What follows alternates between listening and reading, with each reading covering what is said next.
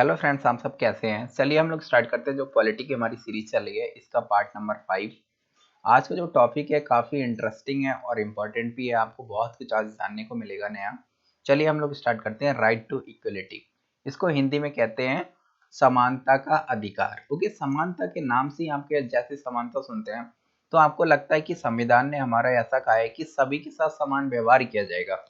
Article 16 आप लोगों ने कल भी मैंने आपको बताया था। आर्टिकल 16 कहता है कि अवसर की समानता, मतलब सभी को समान अवसर मिलने चाहिए। ओके, इसका मतलब क्या हो, जैसे मानते हैं कि 1 किलो गेहूं है, 1 kg गेहूं है। ओके, ये आपको भी 10 रुपए किलो अगर मिल रहे हैं तो ये दूसरे बंदे को और जितने भी हमारे भारत में रहते हैं सभी को 1 kg जो गेहूं है ये 10 रुपए का ही मिलना चाहिए। तो ये समानता है, लेकिन ऐसा नहीं है। ओके, हमारा संविधान ऐसा नहीं कहता। अगर गवर्नमेंट ऐसा करती है कि इस 1 किलो केजी को कुछ वर्ग के लिए इसमें अगर 5 रुपए केजी पर भी इसको उपलब्ध कराती है तो ये भी व्यवस्था हमारे संविधान में की गई है। चलिए हम लोग देखते हैं इस चीज के बारे में। ओके, देखिए आप लोगों ने देखा होगा कि जब आप जॉब यानी कि फॉर्म डालते हैं, आप लोग सभी प्रिपरेशन कर रहे हैं तो आप लोगों ने रिजर्वेशन के बारे में सुना होगा। तो आप लोग कहेंगे सर इसमें तो अगर आप जनरल कैटेगरी के हैं, ओबीसी कैटेगरी के हैं, तो आप लोग कहेंगे कहेंगे सर हमें तो अफसर की समानता है ही नहीं। ओके, हम इतने मार्क्स लेके आते हैं। अगर हम यूपीएससी की बात करें तो हमारे 104 से 108 मार्क्स जाता है जनरल कैटेगरी की जो है। ओके, और जो एससी वाले हैं उनकी लगभग में 94 भी कट ऑफ चली जाती है। तो यहाँ पर हमें अफसर की समानता कहाँ से मिली। ओके, तो ये आर्टिकल जो है ये हमारी राइट टू इक्वलिटी का उल्लंघन करता है क्या? लेकिन ये राइट टू इक्वलिटी का उल्लंघन नहीं है। ये कैसे नहीं है मैं आपको यहाँ पर समझाता हूँ अच्छे से, और इसको समझना बहुत जरूरी है। ओके, चलिए हम लोग देखते हैं। आर्टिकल 16 कहता है अफसर की समानता, मतलब सभी को अफसर में समान, मतलब सभी को समानता मिलेगी। ओके, किसी के साथ भेदभाव नहीं किया जाएगा। लेकिन आर्टिकल 16 का 4, वही 16 का 4 कहता है ये है संबंधित रिलेटेड टू रिजर्वेशन, मतलब आरक्षण से संबंधित है। चलिए हम लोग पहले इस आर्टिकल को पढ़ते हैं, फिर मैं इसके बारे में आपको समझाता हूँ। ये आर्टिकल कहता है कि नथिंग इन दिस आर्टिकल, मतलब इस आर्टिकल में ऐसा कुछ भी नहीं है। जो आर्टिकल 16 है इसमें ऐसा कुछ भी नहीं है जो प्रिवेंट करे किसको, स्टेट को, मतलब जो राज्य है, मतलब सरकार। स्टेट का मतलब यहाँ पर किससे है, सरकार से है, राज्य से है। ओके, तो state for making any provision, मतलब ऐसा कोई भी नियम कानून बनाने से नहीं रोक सकता for reservation of appointments and the post, okay, in the favour of any backward classes of the citizens. Okay, तो इसका क्या मतलब हुआ, मैं आपको इसको हिंदी में अच्छे से समझाता हूँ एक बार। कि ये आर्टिकल कहता है 16 का 4 आर्टिकल कहता है कि आर्टिकल 16 ऐसा कुछ भी प्रोविजन नहीं करता है, ना ही जो सरकार है उसको रोकता है कोई भी ऐसा नियम कानून बनाने से जो लोगों के लिए, जो किसके लिए, यहाँ पर देखिए एक की पॉइंट है, वो क्या है, एनी बैकवर्ड क्लासेस, सिर्फ जो पिछड़े वर्ग के लोग हैं पिछड़े वर्ग, अब इसमें अन्य पिछड़ा वर्ग मत समझ लीजिए। ओके, पिछड़ा वर्ग का मतलब है जो लोग, जो समाज में जिनकी आर्थिक स्थिति ठीक नहीं है, ओके, जिनके साथ पहले दमन शोषण हो चुका है, यहाँ पर एनी बैकवर्ड क्लासेस का मतलब यही है। बैकवर्ड क्लास उन्हीं के लिए यहाँ पर यूज किया गया, तो अदर बैकवर्ड क्लासेस मत समझ लीजिए। ओके, इसलिए हम लोग कंफ्यूज हो सकते हैं। तो यहाँ पर बैकवर्ड क्लास का मतलब है गरीब लोगों से, मतलब है जो गरीब लोग हैं जिनका दमन शोषण हो चुका है, वहां पर इन लोगों की बात की जा रही है। तो इनके लिए सरकार कोई भी ऐसा प्रोविजन कर सकती है, ये समानता का विरोधी नहीं हो सकता। ओके, अब क्यों नहीं हो सकता ये भी मैं आपको समझाता हूँ। रिजर्वेशन है, इसको हिंदी में कहते हैं आरक्षण। आरक्षण, ओके, आरक्षण कहते हैं। आरक्षण का मतलब ही क्या है, ओके, देखिए इक्वलिटी, इसका मतलब होता है समानता, मतलब समाज में, जो हमारा संविधान कहता है समाज में समानता होनी चाहिए। और हम आरक्षण क्यों दिए, समानता को लाने के लिए ही तो आरक्षण दिया। आप यहाँ पर एक बच्ची को देख सकते हैं, एक गरीब बच्ची है, ओके, और एक यहाँ पर मैंने एक पिकनिक लगाई, आप लोग इमेजिन कर लीजिए। ओके, आपके घर के बच्चे हैं और फिर इससे भी एलीट क्लास के घर के बच्चे हैं, इन लोगों के लिए आपस में फाइट कराई जाए तो ये बच्चे कभी ऊपर उभर पाएंगे, नहीं उभर पाएंगे ना। तो इसीलिए हमने इन लोगों के लिए एक विशेष प्रावधान किया है, तो इसी के लिए आरक्षण बोलते हैं। अब देखिए आरक्षण में दो चीजें होती हैं, ये भी आपको समझना बहुत जरूरी है। देखिए दो वर्ग होते हैं, एक सशक्त वर्ग होता है, सशक्त वर्ग होता है यानी कि जैसे जो रिच आम पर्सन बोल सकते हैं या फिर इस आसानी से समझने के लिए कि एक रिच वर्ग है, ओके, और दूसरा कमजोर वर्ग है, जिसको हंसिए पर रखा वर्ग भी बोलते हैं, ओके। अगर कम सशक्त वर्ग के लिए छूट दी जाए, सशक्त वर्ग के लिए अगर छूट दी जाए तो इससे विशेषाधिकार कहेंगे, विशेषाधिकार कहेंगे। और हमारा संविधान विशेषाधिकार को मना करता है, ये बात आपको ध्यान रखना है, इक्वलिटी है ये विशेषाधिकार को मना करती है। लेकिन कमजोर वर्ग को अगर छूट दी जाए तो ये छूट किस लिए दी गई है, समानता को लाने के लिए, समानता को लाने के लिए ही तो छूट दी गई है। तो इसके लिए हम विशेषाधिकार जो शब्द है उसका उपयोग करना गलत होगा। इसके लिए हम लोगों ने जिस शब्द का उपयोग किया है वो है आरक्षण, जिसको इंग्लिश में कहते हैं रिजर्वेशन। आज हम लोगों के लिए रिजर्वेशन समझ में आया ना। अभी हम लोग रिजर्वेशन के बारे में और चीजें बात करते हैं। चलिए, आरक्षण रिजर्वेशन होता है, रिजर्वेशन दो तरह से दिया जाता है, हम इसे दो भागों में बांट करके देख सकते हैं। नंबर एक वर्टिकल और नंबर दो हॉरिजॉन्टल, ओके। वर्टिकल का मतलब होता है ऊर्ध्वाधर, ऊर्ध्वाधर, ओके, और हॉरिजॉन्टल का मतलब होता है क्षैतिज, क्या मतलब होता है, क्षैतिज, ओके। अभी वर्टिकल रिजर्वेशन और हॉरिजॉन्टल रिजर्वेशन क्या होता है तो ये भी मैं आपको समझाता हूँ एक एग्जांपल के थ्रू बहुत अच्छे से। हमारे समाज में आपने देखा है कि एससी एसटी के लिए रिजर्वेशन है, ओके। एससी एसटी के बाद एक और ग्रुप है ओबीसी जिसको बोलते हैं, ओके, अदर बैकवर्ड क्लासेस। अब इसके बाद आप लोग देखेंगे इकोनॉमिक बैकवर्ड क्लास है, ओके, इकोनॉमिक बैकवर्ड क्लास है, इन लोगों के लिए भी अलग से रिजर्वेशन दिया गया है, ओके। तो ये रिजर्वेशन कैसा है, ये वर्टिकल है, मतलब ऊर्ध्वाधर, निचले तबके को रिजर्वेशन दिया, फिर उसके ऊपर के तबके को रिजर्वेशन दिया, फिर उसके ऊपर के तबके को रिजर्वेशन दिया, ओके। लेकिन आप लोग देखेंगे कि एससी एसटी को रिजर्वेशन मिला हुआ है, मानते हैं इनको 30% रिजर्वेशन मिला है, मान लेते हैं, ओके। अब ये मत कहिए कि कम ज्यादा मिला हुआ है, 30% रिजर्वेशन मिला हुआ है। लेकिन इस 30% में आप लोग देखेंगे कि 10% जो सीटें हैं वो रिजर्व की गई हैं महिलाओं के लिए, महिलाओं के लिए, ओके। ये महिलाएं क्या है, अलग से नहीं है, एससी एसटी में भी तो महिलाएं होंगी, केवल पुरुष थोड़ी ना होंगे। तो महिलाओं के लिए अलग से सीटों का प्रावधान किया गया है। इसी तरह जो विकलांग लोग होंगे, एससी एसटी लोग होंगे, इनमें भी तो थोड़े से विकलांग होंगे ना, तो विकलांग लोगों के लिए भी अलग से प्रावधान किया गया होगा, ओके। 2%, 4%, 10% जो भी। तो इस तरह का जो रिजर्वेशन होता है ना, आरक्षण के अंदर आरक्षण है, इसको बोलते हैं हॉरिजॉन्टल, मतलब क्षैतिज आरक्षण के नाम से जानते हैं। इसी तरह ओबीसी हैं, इनमें भी महिलाओं के लिए 10% सीटें हैं, उनका जो सीटें हैं वो आरक्षित हैं, ओके। तो इस आरक्षण को क्या बोलेंगे हम, हॉरिजॉन्टल रिजर्वेशन बोलेंगे। अब इसमें जो ओबीसी हैं इनमें भी कुछ विकलांग लोग होंगे, अन्य तरह के होंगे, तो इनको इनको भी अलग से आरक्षण दिया गया होगा। तो इस तरह का आरक्षण होगा, इसको क्षैतिज बोलेंगे, क्योंकि आप जानते हैं, देखिए कोई भी ऐसी चीज होगी उसको हम क्या बोलेंगे, ऊर्ध्वाधर या फिर वर्टिकल, और ऐसी चीज होगी उसको क्या बोलेंगे, उसको हम बोलेंगे क्षैतिज या फिर हॉरिजॉन्टल। तो इसी तरह देखिए ये रिजर्वेशन क्या है, इस तरह से क्षैतिज है ना, तो इसीलिए इसको क्षैतिज आरक्षण बोल दिया गया। तो बहुत ही सिंपल है। इसी तरह इकोनॉमिक बैकवर्ड क्लास में, सॉरी, इकोनॉमिक बैकवर्ड क्लास में आएंगे ना, तो इसमें भी इस तरह का होगा। तो आप लोग समझ गया रिजर्वेशन कितने तरह का होता है। अब कोई भी आपसे पूछे तो एकदम बेधड़क होकर बोलना है, रिजर्वेशन दो तरह का होता है, दो तरह का रिजर्वेशन दिया गया है हमारे यहाँ, जो भारत में दो तरह का रिजर्वेशन है। नंबर एक ऊर्ध्वाधर और दूसरा क्षैतिज रिजर्वेशन। तो आराम से हम बता सकते हैं, एक एक चीज मैं आपकी क्लियर कर देता हूँ, ओके। अब यहाँ पर हम बात करते हैं जो प्रेम्बल है हमारा, यानी कि प्रस्तावना है, प्रस्तावना में भी समानता की बात की गई है। प्रस्तावना में कितनी तरह की समानता की बात की गई, कई बार पूछा गया। तो प्रस्तावना में हमारे यहाँ दो तरह की समानता की बात की गई, एक स्टेटस, ओके, और दूसरा अपॉर्चुनिटी, मतलब अवसर, ओके। प्रतिष्ठा और अवसर की समानता, स्टेटस तो आप जानते हैं, प्रतिष्ठा, ओके, प्रतिष्ठा की जो प्रतिष्ठा है उसकी समानता, और दूसरी अवसर की समानता। अवसर मतलब आप लोग समझ गए, अवसर का मतलब होता है कि जैसे कि अगर मान लो कोई अवसर, जैसे कि रोजगार है, ओके, उसमें भी अगर कोई चीज है तो सभी के लिए समान अवसर मिलने चाहिए, ओके। तो अवसर की समानता आप लोग समझिए। अवसर की समानता का मतलब होता है, यहाँ पर मैंने लिखा भी, आप लोग देख सकते हैं, it's mean all section of society enjoy equal opportunity. मतलब समाज के सभी वर्गों के लिए समान अवसर मिले, इसी को हम बोलेंगे इक्वलिटी। ओके, तो इक्वलिटी आप लोग समझ गए। चलिए हम लोग आगे बढ़ते हैं। हमने इक्वलिटी, रिजर्वेशन बहुत कुछ पढ़ लिया।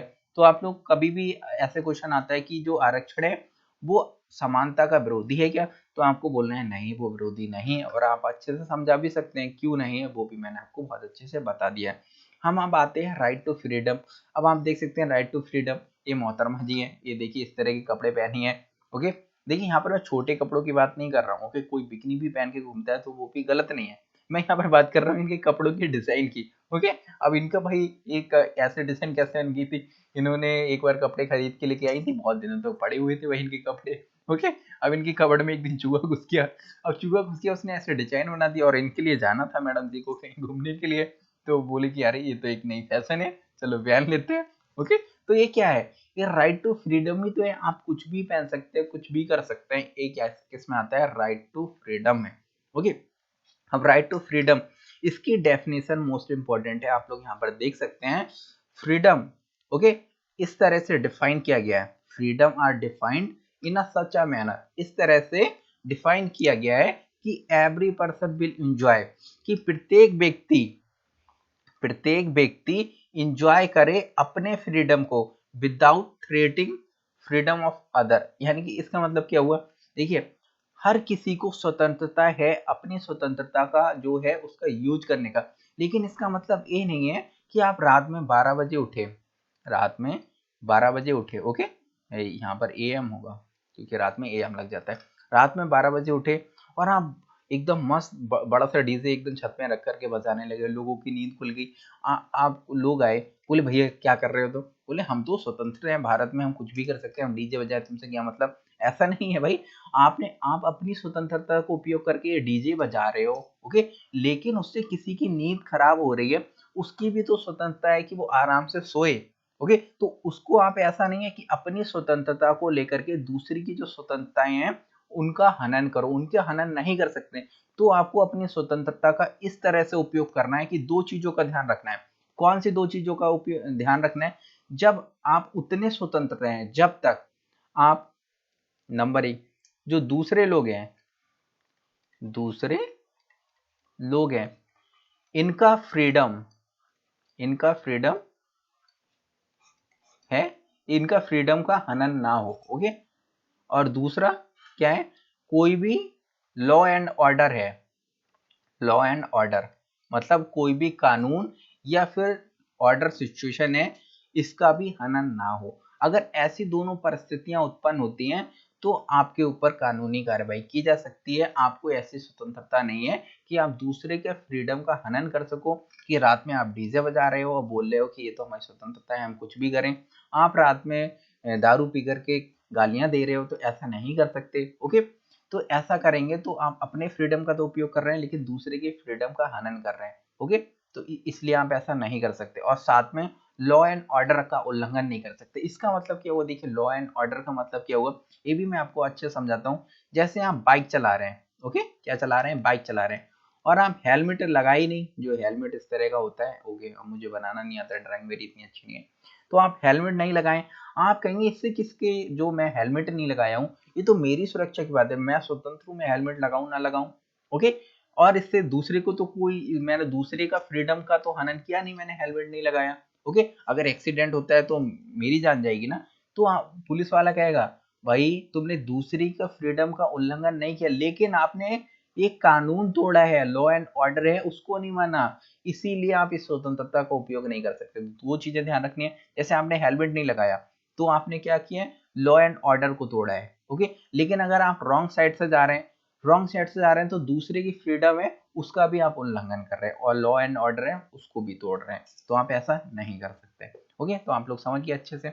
आप यहाँ पर भी देख सकते हैं कि जो प्रोटेक्शन ऑफ लाइफ, इसके बारे में अगर आप लिबर्टी के बारे में जानना चाहते हैं तो मैंने आपको कल भी बताया था, बहुत अच्छे से समझाया भी था। ओके, कि आप अपने फ्रीडम का कैसे उपयोग कर सकते हैं, और लिबर्टी का मतलब क्या होता है। लिबर्टी का मतलब होता है, आप यहाँ पर देख सकते हैं कि लिबर्टी होने के लिए फ्रीडम होना चाहिए। किस किस चीज का फ्रीडम होना चाहिए, इसमें तीन चीजों का फ्रीडम होना चाहिए। नंबर एक, थॉट, मतलब आपको विचार करने की स्वतंत्रता होनी चाहिए।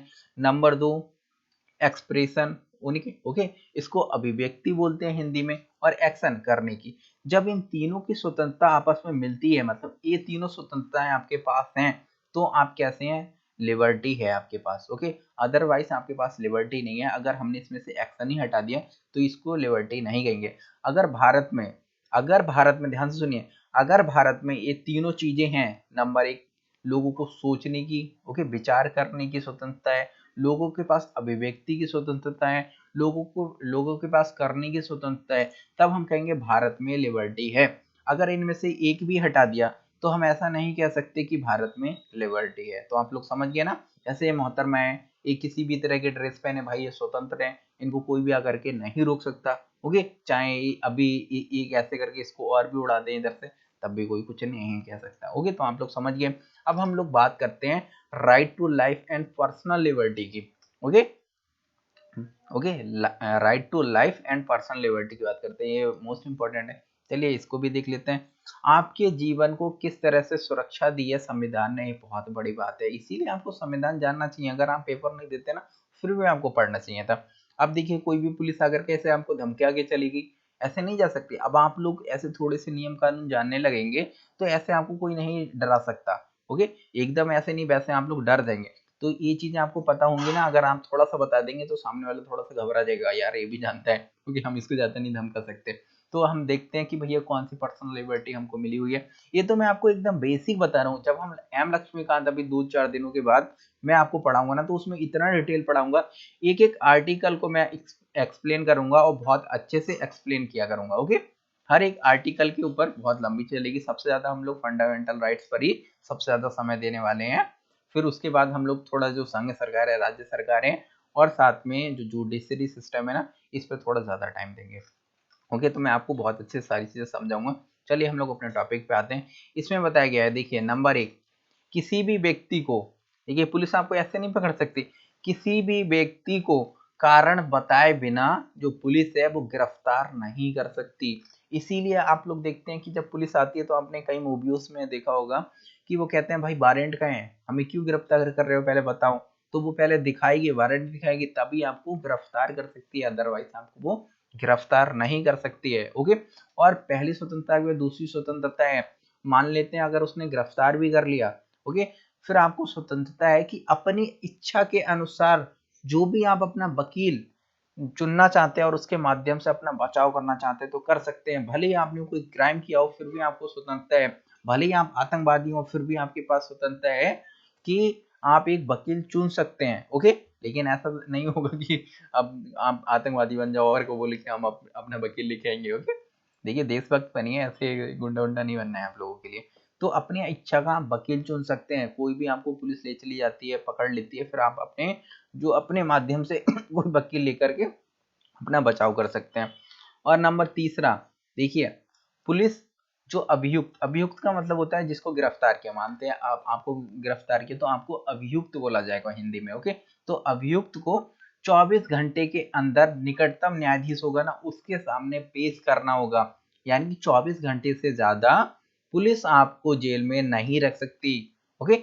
24 घंटे से ज्यादा पुलिस आपको जेल में नहीं रख सकती। लेकिन इसमें जो छुट्टी के दिन होते हैं और ट्रेवल का टाइम होता है, उसको ऐड नहीं किया जाता, इसीलिए पुलिस वाले 2-2 3-3 दिन भी डाले रहते हैं, ओके। जैसे जिस दिन कोर्ट नहीं खुले या फिर ऑफिशियली छुट्टी हो, और जो ट्रेवल का टाइम होता है ना, वो भी इसमें ऐड नहीं किया जाता। लेकिन 24 घंटे है तो 24 घंटे ही होता है, लेकिन इसमें इन चीजों को ऐड नहीं किया जाता है। वैसे 24 घंटे से ज्यादा पुलिस नहीं रख सकती है।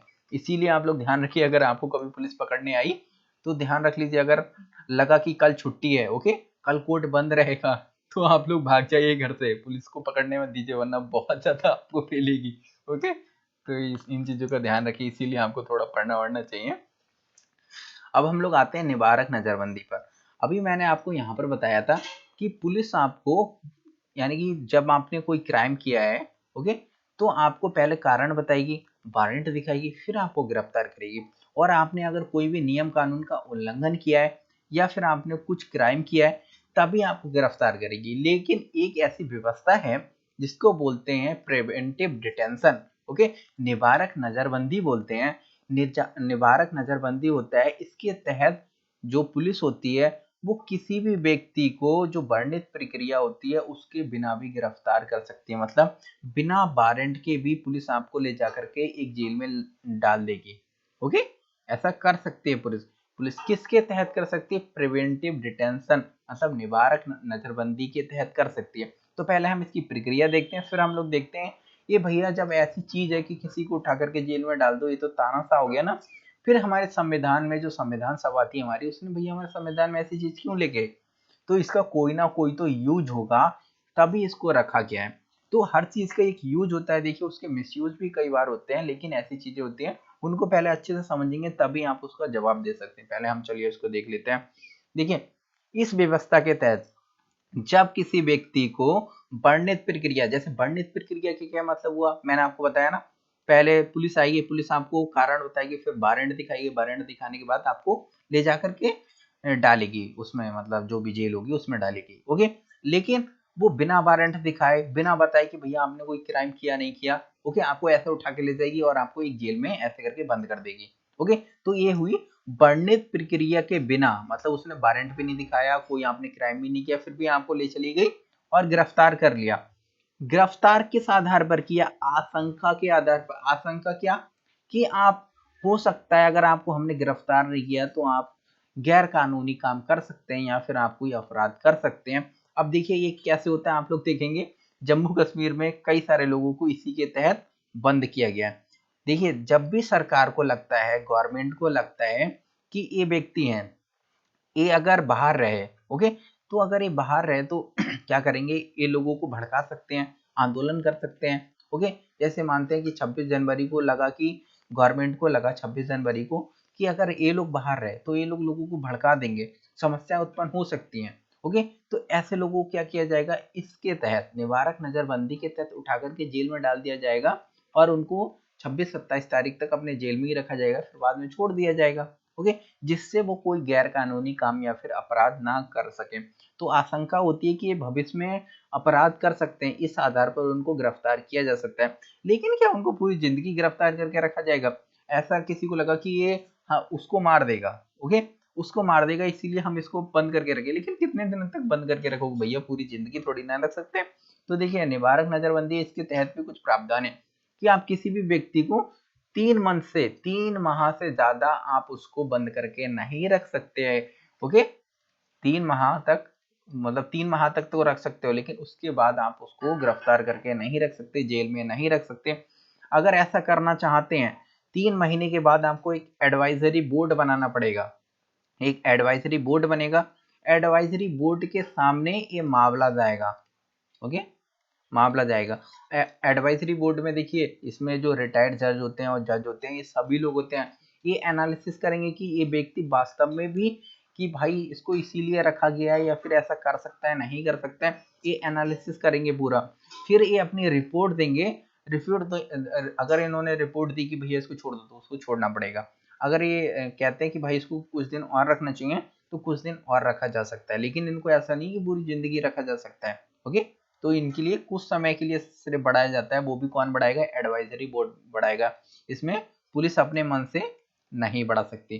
तो जो निवारक नजरबंदी है, इसके तहत कुछ समय सीमा तक किसी व्यक्ति को जेल में रखा जा सकता है, उससे ज्यादा नहीं रखा जा सकता है। अब हम लोग देखते हैं कि भैया ऐसी व्यवस्था को क्यों लाया गया। ओके, देखिए इसमें देखिए व्हाई इज नीडेड, मैंने यहाँ पर लिखा है, यहाँ पर लिखा है कि ये एक इफेक्टिव टूल है, किसके हाथ में? गवर्नमेंट के हाथ में। किस लिए? किसके साथ डील करने के लिए? जो एंटी सोशल एलिमेंट है, जो एंटी सोशल एलिमेंट है ना, इनके साथ वो अच्छे से डील कर सकती है। मानते हैं एंटी सोशल एलिमेंट का मतलब क्या हुआ, कि मानते हैं एक एक्स व्यक्ति है, मैं यहाँ पर किसी का नाम नहीं लेता हूँ, ओके, एक्स व्यक्ति है, मानते हैं कि अगर ये बाहर रहा तो ये ऐसा बम उम फुड़वा देगा और ये दंगा उंगा करा देगा। तो दंगा को कम करने के लिए लॉ एंड ऑर्डर है, उसकी व्यवस्था बेकार ना हो, मतलब भंग ना हो लॉ एंड ऑर्डर, तो इस व्यक्ति को ला करके जेल में डाल दिया जाए, जिससे व्यवस्था और जो कंडीशन है जो बिगड़ रही है वो ज्यादा ना बिगड़े। तो ऐसा गवर्नमेंट कर सकती है जिससे कानून व्यवस्था, कानून व्यवस्था सुचारू रूप से चल सके। तो कानून व्यवस्था सुचारू रूप से चल सके तो इसके लिए इस टूल का उपयोग किया जाता है। और अब इसीलिए अब आप लोग समझ गए ना कि इसको हम खत्म क्यों नहीं कर सकते। अब इसको खत्म कर देंगे तो ऐसे जो एलिमेंट है जिससे हमारे समाज को खतरा है, ओके, इनको हम नहीं समय पर रोकेंगे। अगर हम इन्हें समय पर नहीं रोकेंगे तो हमारे समाज में और ज्यादा ऐसे सांप्रदायिकता बढ़ेगी, और ज्यादा समस्याएं आएंगी। तो क्या होगा, हमारा देश कभी अच्छे से विकास कर पाएगा। अब देखिए ये एक्स व्यक्ति था, मानते हैं ये 26 जनवरी को ये व्यवस्था बिगाड़ सकता था, लेकिन अभी इसने क्राइम नहीं किया। अब सोचो अगर इस क्राइम करके इसको गिरफ्तार किया जाता तो पहले हम लोग वेट करते भैया 26 जनवरी आएगी और फिर जाकर के आंदोलन कराएगा, बम फेंकेगा और लोग कुछ मारे जाएंगे, फिर हम इसको बंद करेंगे। इससे अच्छा है हम इसको पहले गिरफ्तार कर लेना जिससे व्यवस्था बिगड़े ना। तो इसीलिए हम इसको खत्म नहीं कर सकते। तो आप लोग समझ गए ना, इसको खत्म नहीं कर सकते। अब इसमें दूसरा आपको व्यू देखना पड़ेगा, निवारक नजरबंदी है ना, इसमें आपको दूसरा व्यू है, इसका भी एनालिसिस करना पड़ेगा। देखिए ऐसा बोला जा सकता है कि भाई इसके द्वारा किसी के जो फंडामेंटल राइट्स हैं, ओके, जीवन का अधिकार है, गर्मापूर्ण जीवन का अधिकार है, आर्टिकल 21 इसका उल्लंघन हो रहा है। तो आपको बोलना है, देखिए अगर ऐसा होता है तो एक हमारे यहाँ स्वतंत्र न्यायपालिका है, ओके, क्या है, न्यायपालिका है। अगर ऐसा होता है तो आप कोर्ट के सामने जा सकते हैं और आपको न्याय दिया जाएगा। और ऐसा नहीं है, अगर आपको रखा भी जाता है तो एक समय सीमा तक रखा जाएगा ना, इससे ज्यादा पूरी ऐसा नहीं है आपको पूरे जीवन के लिए या फिर आपको फांसी दे दी जा रही है, पूरे जीवन के लिए रखा जा रहा है।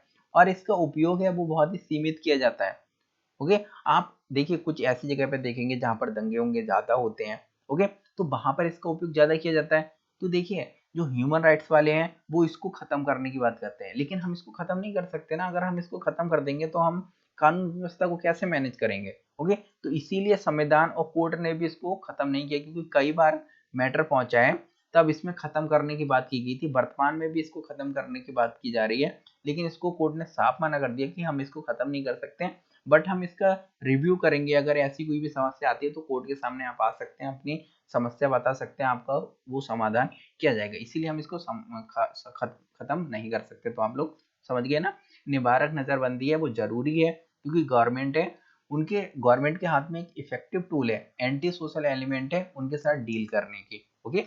आप लोग समझ गए ना। चलिए हम अदर फ्रीडम्स की कुछ बात कर लेते हैं। देखिए आपको स्वतंत्रता है, आर्टिकल 19। अब देखिए आर्टिकल 19 में बोल रहा हूँ, आर्टिकल 22 बोल रहा हूँ, कभी आर्टिकल 21 बोल रहा हूँ, आप लोग कंफ्यूज ना होइए। अभी यहाँ पर आप लोग फैक्ट की ओर ना जाइए। मैं आपसे बोल रहा हूँ ना, जब हम लक्ष्मीकांत पढ़ेंगे तो मैं आपको बहुत सारे फैक्ट बताऊंगा। अभी मैं जो आर्टिकल बोल देता हूँ ना वो भी मैं गलती से बोल देता हूँ, मैं बोलना नहीं चाहता। अभी आपको मैं सिर्फ कॉन्सेप्ट बता रहा हूँ, आपको थोड़ा सा अप्रोच बना रहा हूँ ना। ये अप्रोच आपका एक बार अच्छे से बन गया ना, आपको बहुत मजा आएगा पॉलिटी पढ़ने में। पॉलिटी इतना हार्ड नहीं है जितना हम लोग समझते हैं, और अगर हम इसको अच्छे से पढ़ें, एक स्टोरी की तरह पढ़ें, तो बहुत मजा आने वाला है। और सारी चीजें जब अच्छे से हमें पढ़ लेंगे ना, हमारे अधिकार है हमें नहीं पता होंगे तो पड़ोसी को पता होंगे ना। आपको अपने अधिकार पता होने चाहिए ना, और उनकी सीमाएं भी पता होनी चाहिए, ओके। इसीलिए क्योंकि आप भारत में रहते हैं और भारत का संविधान ही नहीं जानते, तो इससे बेकार बात क्या हो सकती है। तो अच्छे से इसको पढ़िए, ओके। अब देखिए अदर राइट्स की बात करते हैं। ये आर्टिकल 19 में दिए रखे, इसमें भाषण अभिव्यक्ति की स्वतंत्रता है, लेकिन इसमें भैया ऐसा नहीं है, मैंने आपको बताया ना कि आपको स्वतंत्रता है, लेकिन आप अपनी स्वतंत्रता का उपयोग करेंगे तो कुछ चीजों के अंदर, कुछ सीमा के अंदर रह करके ही उसका उपयोग कर सकते हैं। भैया इस पर प्रतिबंध लगाया जा सकता है, ऐसा नहीं कि आपको अभिव्यक्ति और भाषण की स्वतंत्रता है। अब आप ऐसा भाषण दे रहे हैं कि भैया जाओ मारो काटो, ओके, हिंदू मुस्लिम में दंगा करा रहे हो, ओके, तो ऐसा नहीं कर सकते ना। आप कहेंगे आओ पुलिस आपको आने, जो पुलिस आई आपको रोकने के लिए, आप बोले अरे भैया हमको स्वतंत्रता दी है हमारे संविधान ने भाषण की, तो पुलिस आपको पीछे से बहुत पेलेगी और कहेगी बेटा तुमने उसकी आगे की लाइन नहीं पढ़ी कि उस पर प्रतिबंध भी लगा हुआ है, ओके। तो ऐसा मत करिए कि हमें स्वतंत्रता है हम कुछ भी करेंगे, तो रात में हॉर्न बजा रहे हैं, डीजे बजा रहे हैं, बोले आरजी सर हैं, हमारे आरजी सर बोले थे हमारे पास स्वतंत्रता है, कुछ भी हम कर सकते हैं। तो ऐसा नहीं है। तो मैं आपसे कहता हूँ कि मेरी पूरी वीडियो अच्छे से देखिए, इसलिए पूरी वीडियो अच्छे से देखिए क्योंकि उसके बाद जो लाइनें हैं ना वो भी पढ़ना बहुत ज़रूरी है। और आपको आर्टिकल जो फंडामेंटल राइट्स है ना, इनको पढ़ने में बहुत ही आश्चर्य होगा। जहां हमें एक तरफ अधिकार बहुत सारे दिए गए हैं ना, उसके पीछे एक छोटा सा बट लगा हुआ है, और ये बट बड़ा खतरनाक है। अगर आपने ये नहीं पढ़ा ना तो आप एकदम चकरिया जाएंगे, ओके। तो जहां पर हमें अधिकार दिए गए हैं वहां पर हमारे अधिकारों को सीमित भी किया गया है, ओके। सीमित कैसे किया गया है, हर आर्टिकल के पीछे एक आपको बट लगा हुआ मिलेगा, एक छोटे छोटे सब क्लॉज लगे हुए होंगे, उन सब क्लॉज में उसको डिफाइन किया गया है। और उन्हें एक सीमा के अंदर रहने के लिए बोला गया। इसीलिए अगर मेंस की आंसर राइटिंग करेंगे तो ये क्वेश्चन बहुत आता है, जहां संविधान हमें एक और हमारे अधिकार देता है वहीं दूसरे हाथ से ले लेता है, आलोचनात्मक विवेचना कीजिए। तो आपको बताना है फिर कैसे इसको आलोचनात्मक विवेचना करनी है, अभी मैं आपको बताऊंगा। ओके, जब हम लोग मेंस की अभी आंसर राइटिंग करेंगे तो मैं आपको बताऊंगा जरूर। ओके, कि कैसे आप लोग अपना अच्छा एक व्यू दे सकते हैं, कि ऐसा नहीं है कि जहां संविधान एक हाथ से हमें अधिकार देता है और दूसरे हाथ से ले लेता है, ऐसा भी नहीं है। और सीमाओं के अंदर रहते हुए दिया, ये बहुत अच्छी बात है, जिससे दूसरे की स्वतंत्रताएं उनका हनन नहीं हो रहा है। अब ये सोचिए, एक AK-47 गन लेकर के निकल गया और बोले कि भाई मैं गोली चला रहा हूँ, मेरी स्वतंत्रता है, किसी के लगे भाई वो सामने आया ही क्यों, ये तुम्हें स्वतंत्रता है ना। ऐसा नहीं कर सकते ना भैया, तुम किसी की जान ले रहे हो, बोल रहे हो कि मुझे गन चलाने की स्वतंत्रता है, तो कुछ सीमाएं होनी चाहिए ना। सीमाएं होना अनिवार्य है और अच्छी बात भी है, जिससे क्या हो, सभी अपने फ्रीडम का अच्छे से उपयोग कर सकें। ओके, चलिए हम प्रतिबंध की बात कर लेते हैं कि भाषण, अभिव्यक्ति और स्वतंत्रता है, इन पर कुछ सीमाएं हैं। उन सीमाओं को हम लोग देख लेते हैं कि सीमाएं इस तरह की हैं कि पब्लिक ऑर्डर है उनका उल्लंघन नहीं होना चाहिए। मतलब आप ऐसा कोई भी भाषण नहीं दे सकते जिससे कानून व्यवस्था बेकार हो, सांप्रदायिकता बढ़े, ओके, दंगे उंगे होने लगे, पीस मतलब शांति है वो भंग हो जाए। मान लेते हैं आप ऐसे खड़े होकर के करने लगे कि जाओ भाई बंका उठाओ और किसी को मार दो, तो ऐसा शांति हमें बनाए रखना पड़ेगा। ऐसा आपको भाषण नहीं होना चाहिए, ऐसी अभिव्यक्ति नहीं होनी चाहिए। आपको बंधुत्व की भावना, ऐसे भाषण देने चाहिए जिससे शांति आए, ऐसे भाषण होने चाहिए जो पीसफुल होने चाहिए, नॉलेजेबल होने चाहिए, ऐसे होने चाहिए। ओके, और मॉरलिटी मतलब नैतिकता, ऐसे नहीं अनैतिक बातें आप लोग कर रहे हैं, गाली गलौज कर रहे हैं। ओके, आप किसी को भड़का नहीं रहे लेकिन अनैतिक बातें कर रहे हैं, गाली गलौज दे रहे हैं, इस आधार पर भी आपको रोका जा सकता है। ओके, आप किसी को गाली नहीं दे सकते क्योंकि ये अनैतिक है। तो आप लोग समझ गए, इन आधारों पर आपकी स्वतंत्रता है, इन पर रोक लगाई जा सकती है। और इसी के आधार पर जो गवर्नमेंट है वो 5 या 5 से अधिक सदस्यों की जो सभा होती है, मतलब जैसे लोग जाकर के मिलते हैं, तो 5 या 5 से अधिक लोग इकट्ठे नहीं हो सकते, उस पर प्रतिबंध लगाया जा सकता है। आप लोगों ने देखा इसी आधार पर, जैसे कहीं पर दंगे होते हैं या फिर कानून व्यवस्था जब बाहर जाने लगती है, ओके, तो क्या किया जाता है, यही इसी आधार पर जो पुलिस होती है वो एक्शन लेती है और 5 या 5 से अधिक लोगों को एक साथ इकट्ठा नहीं होने देती है। आप लोगों ने देखा होगा बहुत जगह जब सीए चल रहा था तो आप देख रहे थे ना कि कई जगह यूपी, मेरठ और इन जगह, आप इधर पश्चिम बंगाल और बहुत सारी जगह आप देख सकते हैं कि 4-5 लोगों के लिए, 3 लोगों के लिए एक साथ जहां पर खड़ी हुई पुलिस देखती थी, बहुत मारती थी डंडे से। ओके, तो वो इसी आधार पर मारती थी। ओके, तो पुलिस के ऊपर कोई कार्रवाई यहाँ पर नहीं की जा सकती क्योंकि वो लॉ एंड ऑर्डर को मेंटेन कर रही है ना, तो संविधान ने यहाँ पर दिया है, तो आप लोग देख सकते हैं। ओके, अब हम यहाँ पर देखते हैं कि जो आरोपी हैं और आरोपी या अभियुक्त हैं, इनको भी कुछ अधिकार दिए गए हैं।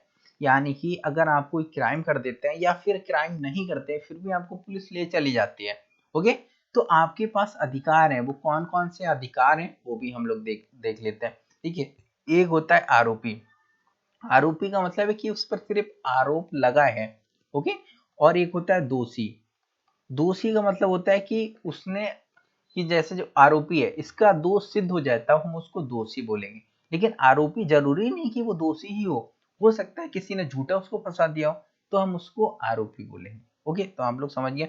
चलिए, आरोपी या दोषी हैं, इनके भी अधिकार हैं भैया कुछ। हम उन अधिकारों को देख लेते हैं कि हमारे संविधान ने 3 अधिकारों की व्यवस्था की है जो दोषी या आरोपी हैं इन लोगों के लिए।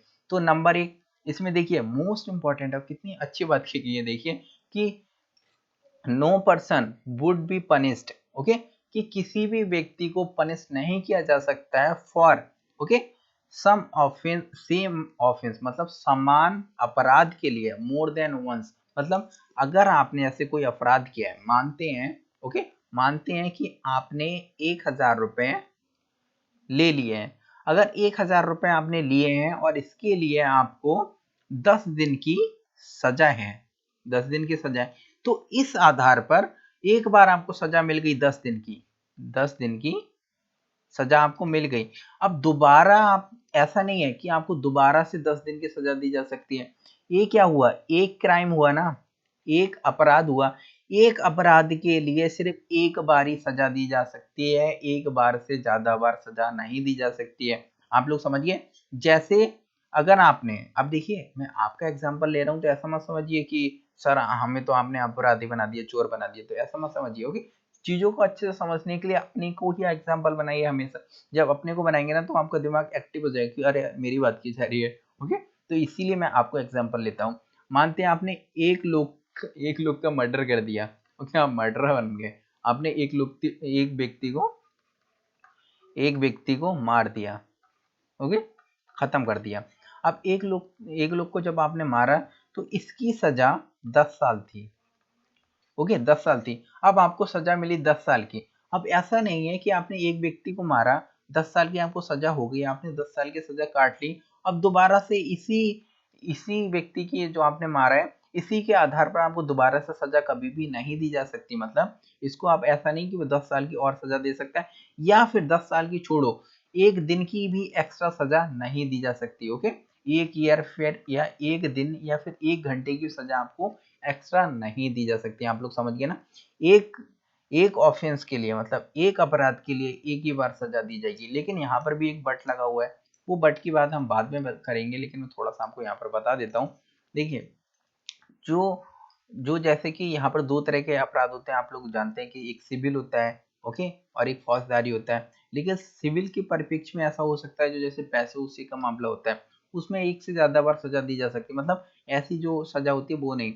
लेकिन जो दफ्तर वाली होती है, जैसे कि आपको 2 दिन के लिए बर्खास्त कर दिया, या फिर आपका प्रमोशन एक बार आपको बर्खास्त किया। जैसे मानते हैं आप घूस लेते हुए मानते हैं पकड़े गए।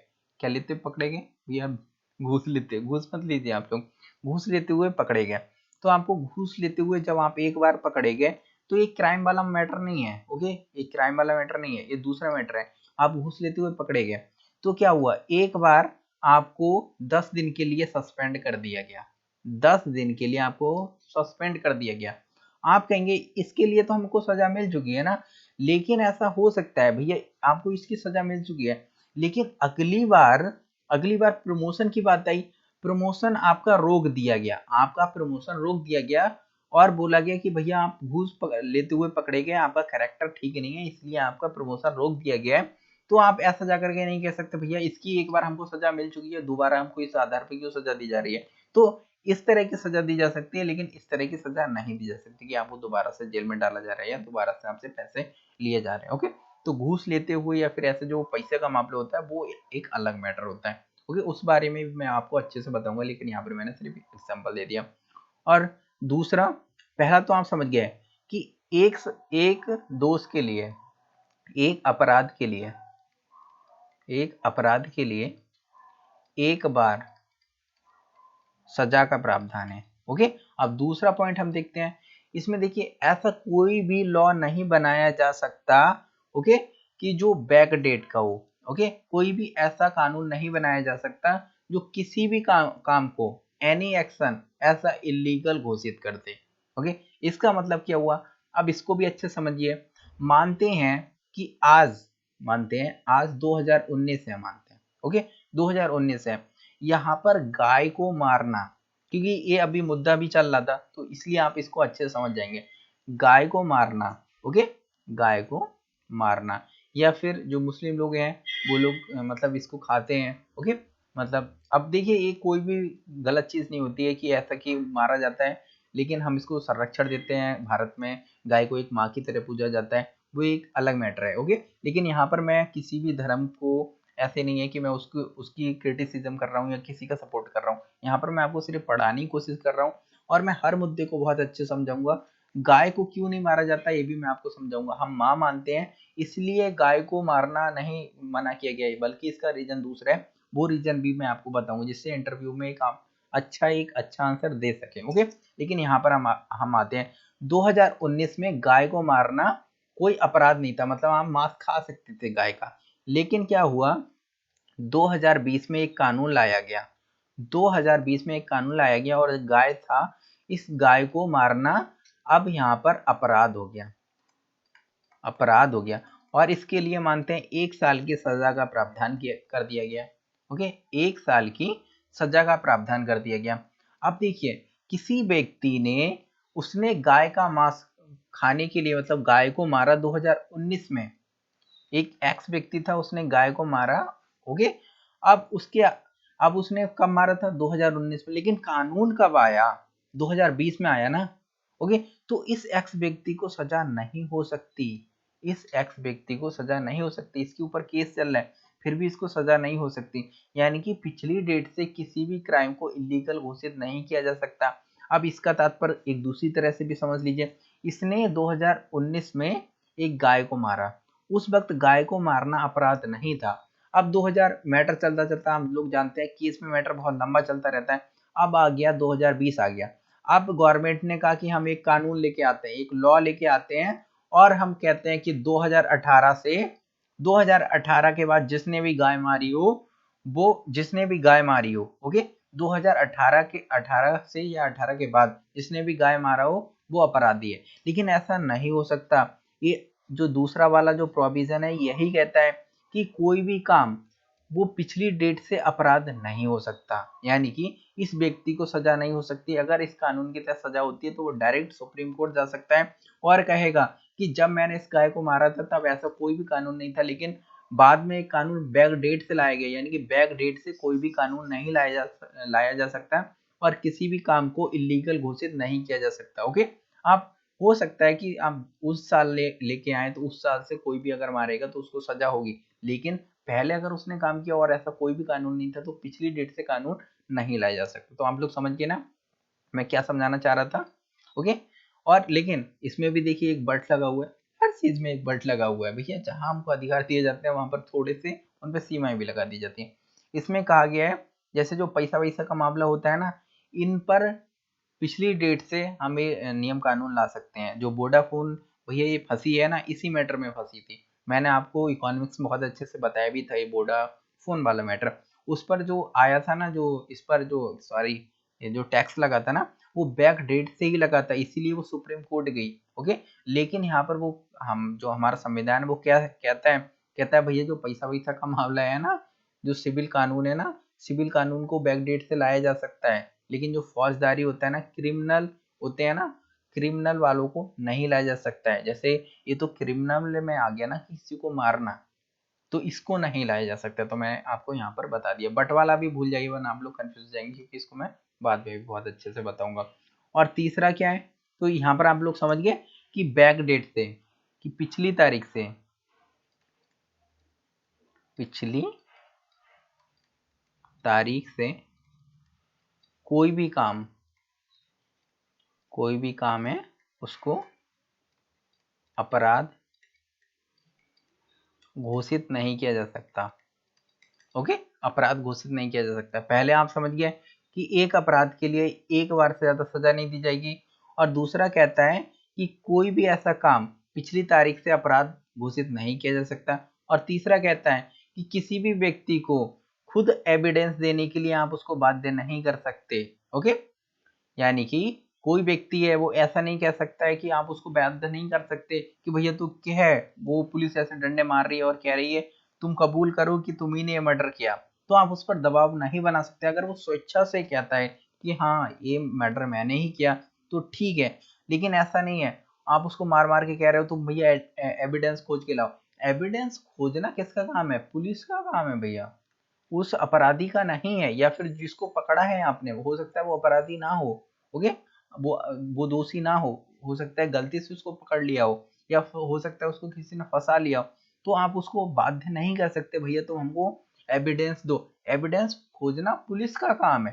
तो तीसरा ये प्रिवेंट करता है कि कोई भी व्यक्ति है उसको भैया आप बाध्य नहीं कर सकते कि भैया अपने खिलाफ तुम हमको एविडेंस दो, तो बाध्य नहीं कर सकते। लेकिन पुलिस पुलिस तो हमारे यहाँ की बड़ी खतरनाक है, वो सब कुछ करती है, सब कुछ करती है। ओके, तो आप लोग उसके पास ना जाइए। ओके, इस चलिए ये टॉपिक काफी लंबा हो गया है, इसके बारे में कल बताऊंगा, काफी इंटरेस्टिंग है।